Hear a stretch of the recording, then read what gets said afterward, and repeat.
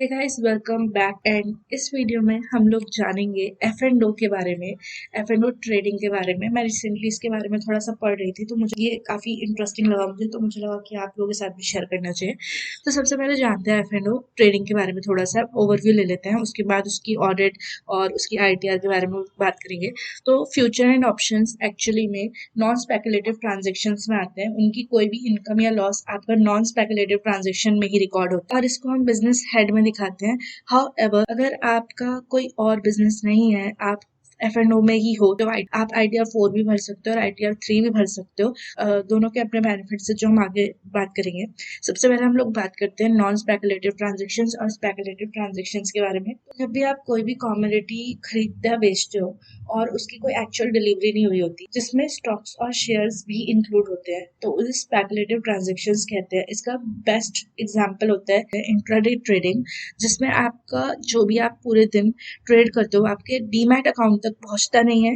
वो आपका एग्जिट और एंटर सेम डे पे हो जाता है, उसकी कोई रियल डिलीवरी नहीं होती है। इस वाली ट्रांजेक्शन को हम कहते हैं स्पेकुलेटिव ट्रांजेक्शन। और non speculative transaction buying and selling है ऑफ दूज गुड्स जिनकी एक एक्चुअल डिलीवरी हो रही है। जैसे कि हम कपड़े खरीदते हैं, तो वो एक नॉन स्पेकुलेटिव ट्रांजेक्शन में आ गया। सेम हम ऐसे ही एफ एंड ओ को ट्रीट करते हैं। अब क्या होता है, एफ एंड ओ में लॉस होने के चांसेस होते हैं, थोड़े ज्यादा ही होते हैं। तो बहुत बेसिक क्वेश्चन आता है कि हम इसको सेट ऑफ कैसे करें।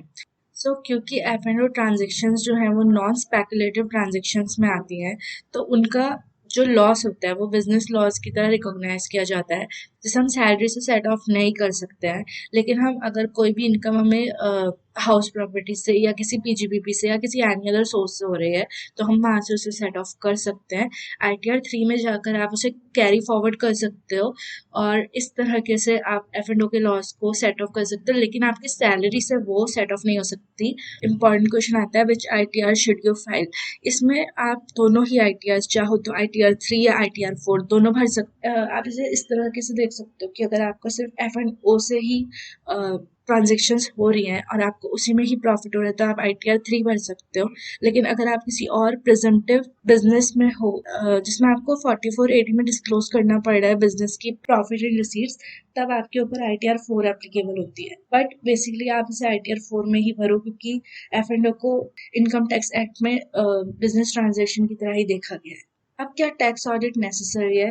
तो फाइनेंशियल ईयर 2020-21 के बाद से जो टर्नओवर की लिमिट सेट हुई है वो 10 करोड़ से ऊपर की हो गई है, जिसमें आपका 5% ग्रॉस रिसीट होना चाहिए। ये केस तब आता है अगर आप 10 करोड़ की लिमिट को क्रॉस कर देते हो, तो आप चाहे सैलरी पर्सन हो या बिजनेस पर्सन हो, टैक्स ऑडिट मैंडेटरी हो जाता है। लेकिन अगर आप 10 करोड़ तक टर्नओवर कर रहे हो, उससे नीचे टर्नओवर कर रहे हो और आप सैलरी पर्सन हो, तो आपको टैक्स ऑडिट नहीं कराना पड़ता है। लेकिन अगर आप बिजनेस पर्सन हो और आप 4480 से ऑप्ट आउट हो चुके हो, मतलब आप 5 इयर्स के लॉकआउट पीरियड से बाहर हो और आप प्रिजर्वेटिव बिजनेस इनकम नहीं दिखा रहे हो और आपकी जो टैक्सेबल इनकम है यानी कि 2.5 लाख से ऊपर की क्रॉस कर गई है, तो आपके पास clause E of section 44A भी एप्लीकेबल हो जाएगा और आपको टैक्स ऑडिट कराना पड़ेगा। ये बिजनेस पर्सन के केस में। अगर आप सैलरी पर्सन और 10 करोड़ से नीचे हो, तो आपको टैक्स ऑडिट की जरूरत नहीं है। तो ये था एफ एंड ओ में क्या क्या मेनली होता है। अगर इस वीडियो के रिगार्डिंग आपको कोई भी डाउट आता है, तो आप कमेंट सेक्शन में पूछ सकते हो। जब भी बात कैपिटल गेन्स की या शेयर मार्केट वगैरह की आती है, तो लोग थोड़े कंफ्यूज हो जाते हैं। तो आप इस वजह से, और भी कोई डाउट हो तो आप कमेंट सेक्शन में पूछ सकते हो। ये वीडियो कितनी हेल्पफुल रही वो भी आप मुझे जरूर बताना। चैनल को सब्सक्राइब और वीडियो को लाइक करना भूलना, और मैं आपसे मिलूंगी नेक्स्ट वीडियो में। तब तक के लिए बाय।